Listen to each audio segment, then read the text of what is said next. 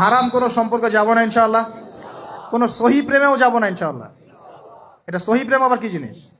দিনী ভাই দিনী বোনের মধ্যে এখন প্রেম চলে, এগুলো হয় না মাঝে মাঝে, এগুলোও বন্ধ, এগুলো বন্ধ করতে হবে।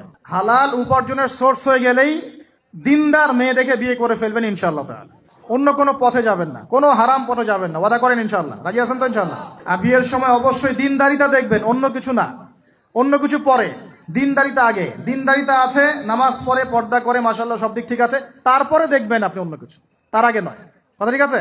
একইভাবে মেয়েদের ক্ষেত্রেও, যে আগে দেখবেন না ছেলে কত বড় চাকরি করে, ছেলের কত বড় বাড়ি আছে, গাড়ি আছে, এটা পরে। আগে দেখবেন ছেলে নামাজি কিনা, সুন্নত আছে কিনা, ইসলামের জন্য তার সফট কর্নার আছে কিনা, ইসলাম প্র্যাকটিস করে কিনা, এগুলো আগে দেখবেন। এগুলো না দেখলে কি হবে জানেন? বিয়ের 1 বছর 2 বছর পরেই বুঝতে পারবেন দুনিয়াটা জাহান্নাম হয়ে গেছে। নাউজুবিল্লাহ। দুনিয়াতেই তখন জাহান্নামের আযাবের স্বাদ ভোগ করতে হবে। নাউজুবিল্লাহ। আল্লাহ পাক আমাদেরকে হেফাজত করুন, আমিন।